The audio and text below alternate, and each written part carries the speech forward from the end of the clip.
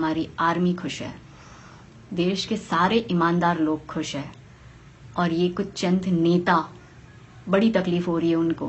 वो नहीं कहते चोर मचाए शोर, ये नेता लोग हम आम जनता और उनका नाम लेके ये कह रही है कि हम आम जनता परेशान हैं, हमारे कंधे पे ये लोग बंदूक चला रहे हैं और इन्हें कब से हम आम जनता की चिंता होने लग गई। भाई मैं इन पॉलिटिशियंस को पूछती हूं कि आपने कभी 70 सालों में आम जनता के बारे में सोचा? देश में इतनी आतंकवाद फैला रखा है, आपने कभी उसके लिए कोई स्टेप लिए? अरे आप लोग तो सर्जिकल स्ट्राइक पे क्वेश्चन कर लेते हो, टेररिस्ट का एनकाउंटर होता है उसमें आपको क्वेश्चंस होते हैं। आप लोगों को आज तक इशरत जहां बेटी लगती है, अफजल गुरु आप लोगों को क्रांतिकारी लगता है, बुरहान वानी आपको गरीब हेडमास्टर का बेटा और फ्रीडम फाइटर लगता है। आप लोग आस्तीन के सांप हो, जिस थाली में खाते हो उसी में ही छेद करते हो। पाकिस्तान की सरपरस्ती करते हो आप लोग। भारत तेरे टुकड़े होंगे जो नारे लगाते हैं वो कन्हैया और गैंग, इन लोगों में आप लोगों को अपना भाई नजर आता है। बाटला हाउस एनकाउंटर आप लोगों को फेक लगता है। कश्मीरी अलगाववादी ये यासीन मलिक और गिलानी जैसे लोगों को आप लोग समर्थन करते हो। भारत मां को लज्जित करते हो आप लोग। हमारे देश पे बहुत बड़ा कलंक हो आप लोग। आस्तीन के सांप हो आप लोग। सिम्मी टेररिस्ट एनकाउंटर पर आप सवाल उठाते हो। हमारे देश के डीजीएमओ और आर्मी से आप लोग सर्जिकल स्ट्राइक के प्रूफ मांगते हो। वोट बैंक की राजनीति करते हो, परिवारवाद की राजनीति करते हो, धर्म और जाति के नाम पर आप लोग राजनीति करते हो। स्टूडेंट की मौत पर आप लोग सियासत करते हो। भारत में रह के भारत माता की जय बोलने से आप लोगों को तकलीफ होती है। शहीद की शहादत पर आप लोगों को कभी दुख नहीं हुआ है। अपनी झूठी खबरों से आप एक आतंकवादी को पोस्टर बॉय बनाते हो, दंगे करवाते हो, हिंसा भड़काते हो। देश में आप लोग हिंसात्मक आंदोलन करवाते हो। सरकारी बसें, train, railway station, bus station तोड़फोड़, आग लगाना, लोगों को मरने के लिए मजबूर करते हो आप लोग। 2G घोटाला, CWG घोटाला, लैंड स्कैम, अगस्ता वैली, ना जाने कितने स्कैम्स करे। आप लोग स्कैमस्टर्स हो, करप्ट पॉलिटिशियन। और अब आप लोगों को हम लोगों की फिक्र है। बंद करिए अपना ये नाटक।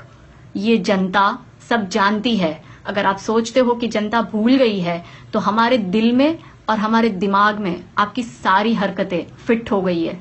हम जानते हैं कि आप लोग इतने घटिया हो कि एक गंदी नाली का कीड़ा भी आप लोगों के सामने साफ सुथरा लगता है। आप लोग मौत की राजनीति करते हो। आप लोग हमारी चिंता मत करिए। अपनी ब्लैक मनी, अपने काले धंधे, अपना स्मगलिंग और ड्रग्स का धंधा, हवाले का धंधा, ये सारी आपकी गलत एक्टिविटी बंद हो रही है, इसलिए आपको तकलीफ है। हम आम जनता को कोई तकलीफ नहीं है तो मेहरबानी कर हम लोगों का नाम ना तो आप लीजिए ना ही आप इस्तेमाल करिए। और मैं उन मीडिया के रिपोर्टर को खास करके कहती हूं जो झूठी और फेक न्यूज बना रहे हैं।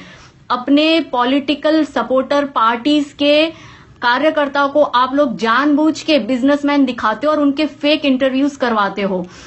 ये चंद मीडिया के गद्दार लोग घर घर माइक लेके जा रहे हैं। जिन घर में शादी है वहां पे ये कहलवा रहे दुल्हन के मुंह से कि वो लोग तकलीफ में। अरे भाई, हमारे इतने आर्मी के जवान शहीद हो गए, आप कभी उनके घर में गए? उनके घर में भी शहनाई बजनी थी और मातम का माहौल था। आप कभी माइक लेके गए उनके घर में? जो 8 सिम्मी टेररिस्ट जेल तोड़कर भागे, आप जानते हैं उस कांस्टेबल की बेटी की इस 9 दिसंबर को शादी थी। आप गए उनके घर में? अपनी बकवास अपने पास रखिए। जनता को मूर्ख बनाना बंद करिए। आप लोगों को हम अच्छे से जानते हैं। अगर आप देश हित में कुछ नहीं कर सकते तो अपनी काली गंदी सोच हमारे सामने लाइएगा भी मत, वरना जूते से मारेगी अब जनता आपको। ये चंद नेता जिन्हें बहुत ज्यादा तकलीफ हो रही है, जो हम आम जनता के नाम का सहारा ले रही है और कह रही है कि हम आम जनता तकलीफ में है, एक्चुअली तकलीफ इन लोगों को हो रही है। इनके घर के गोडाउन में जो ट्रक भर भर के करोड़ों अरबों रुपया पड़ा है, इनके बिस्तर के नीचे जो करोड़ों रुपए पड़े हैं, वो अब रद्दी के भाव भी नहीं बिकने को तैयार है। उसकी वैल्यू एक बहुत बड़ा शून्य बन के रह गई है। इसलिए इन लोगों को तकलीफ हो रही है। और ये लोग साथ घाट कर रहे हैं, और सरकार के इस डिसीजन में जहां उन्हें साथ देना चाहिए वहां वो लोग खिलाफत कर रहे हैं और धमकी पे उतर आए। कल ये लोग धमकी दे रहे सरकार को कि आप 3 दिन में डिसीजन वापस लीजिए वरना हम लॉ एंड ऑर्डर की सिचुएशन आ जाएंगी।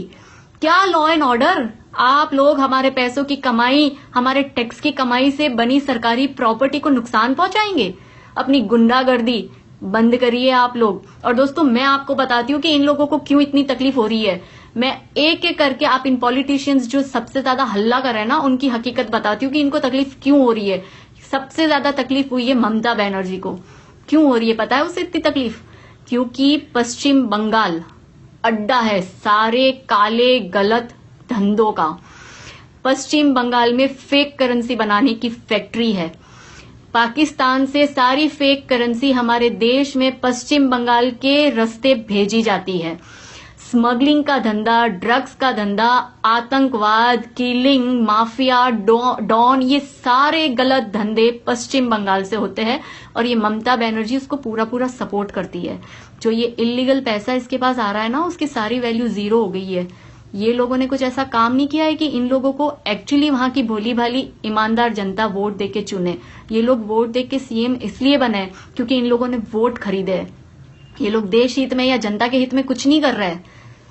इस ममता बनर्जी के ये सारे काले कांड खत्म हो गए ना, इसलिए दीदी को प्रॉब्लम हो रही है। और इसका साथ ये जो येचुरी दे रहा है ना, सीताराम येचुरी, जो कल तक इसके खिलाफ था, इसके सामने बोल रहा था, इसके सारे काले धंधे बंद हो गए। इसके सारे पैसे इसको गंगा जल में जाके विसर्जित करने पड़ेंगे, इसलिए इसको ये सारी प्रॉब्लम हो रही है। ये अरविंद केजरीवाल, अरे ये केजरीवाल भ्रष्टाचार और ब्लैक मनी का नाम लेके दिल्ली की कुर्सी हथिया के बैठा है।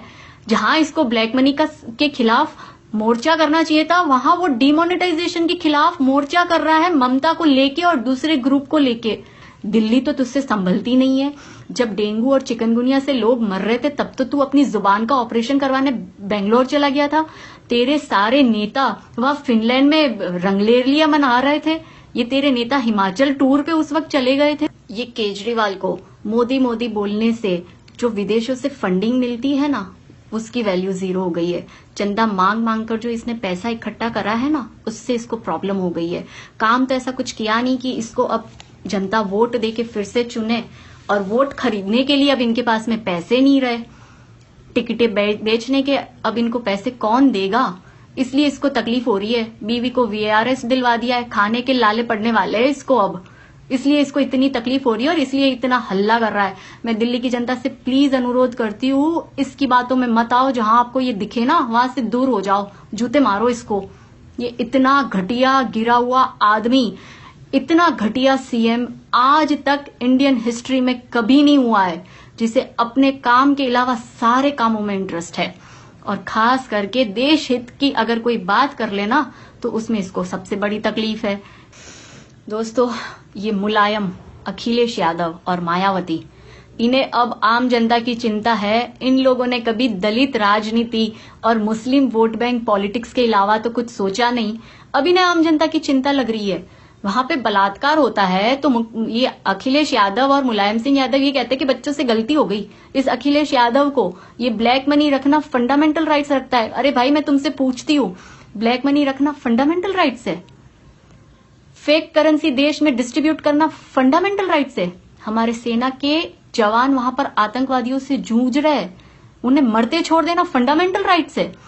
ये स्कैमस्टर्स, ये सारे घोटाले, ये सारे गलत धंधे, इन लोगों के पैसे जो मार्केट में घूम रहे हैं, उन्हें सुरक्षित रखना क्या फंडामेंटल राइट्स है? ये बड़े बड़े तुम लोगों के ये हवालों के धंधे जो धड़ल्ले से चल रहे हैं, ये फंडामेंटल राइट्स है? आप लोगों के लिए ये फंडामेंटल राइट्स होंगे, हम लोगों के लिए नहीं है।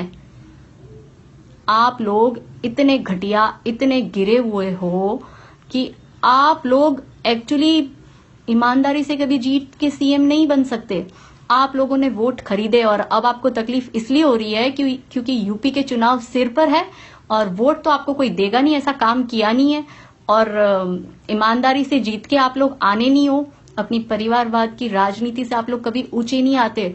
धर्म की राजनीति करते हो, वहां पे सियासी रोटियां सेकते हो, बलात्कार, दंगे, कहीं भी किसी का भी मर्डर हो रहा है, कोई पुलिस कंप्लेन नहीं, कोई एफआईआर नहीं, किसी का कोई भी नहीं।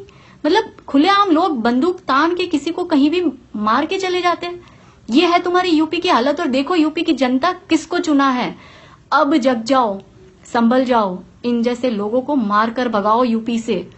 ये एक नंबर के करप्ट गद्दार नेता है जिनको ये सीएम की कुर्सी मिल गई है। तो देश का विकास और यूपी का विकास कभी नहीं होना है। राहुल गांधी, पी चिदम्बरम, दिग्विजय सिंह और ये कांग्रेस पार्टी, इन सबको क्यों तकलीफ हो रही है दोस्तों जानते हो?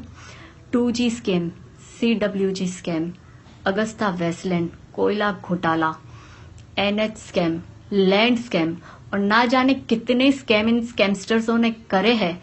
और 70 साल से हम लोगों का जो खून चूसा इन्होंने और जितनी काली कमाई इन लोगों ने इकट्ठी करी है ना, एक झटके में वो सारी कमाई रद्दी हो गई है। इसलिए इन लोगों को तकलीफ हो रही है। नौटंकी करते हो तुम, 4 करोड़ की गाड़ी में 4,500 एक्सचेंज करवाने आते हो, क्या साबित कर रहे हो? फिर भी हमें ये लगता है कि भाई ये अच्छे दिन है जब तुम जैसे घटिया राजकुमार हमारे देश की पैसे और हमारे देश को लूटकर अगर 4,500 रुपए एक्सचेंज करवाने आ रहे हो भैया, तो इससे अच्छे दिन क्या चाहिए कि तुम जैसे स्कैमस्टर्स लाइन में लगे हुए हैं। तो मैं देश की जनता को हाथ जोड़ के रिक्वेस्ट करती हूँ, प्लीज इन लोगों की बातों में मत आइए। ये मीडिया आप लोगों को फेक न्यूज दिखा रही है कि लोग परेशान हो रहे हैं, लोग तड़प रहे हैं, मुश्किलों का सामना कर रहे हैं, शादियों में प्रॉब्लम है, ये वो फलाना, ये सब बातों में मत आओ दोस्तों। तकलीफ हो रही है, लेकिन आज अगर हम ये तकलीफ बर्दाश्त कर लेंगे तो ये तकलीफ हमारे देश हित में है, हमारे आर्मी के हित में है। हमारे आज इससे सुधरेगा, हमारा आने वाला कल इससे सुधरेगा, हमारी आने वाली पीढ़ी, हमारे बच्चे, उन सबका भविष्य सुरक्षित होगा। तो ये चंद दिनों की तकलीफ दोस्त उठा लीजिए और थोड़ा सा बर्दाश्त कर लीजिए। प्लीज स्टेप बैक मत करिए, गिव अप मत करिए, लड़िए और मिलकर लड़िए। हम सब मोदी जी के इस फैसले में उनके साथ है और मैं मोदी जी से कहूंगी कि हम आम जनता आपके साथ है। और इन नेताओं को कहती हूं कि आप लोगों से जो बन पड़े ना कर लो। ये देश आप जैसे जयचंद को अब छोड़ेगा नहीं। और हाँ, ये देश अब बदल कर रहेगा। जय हिंद, जय भारत।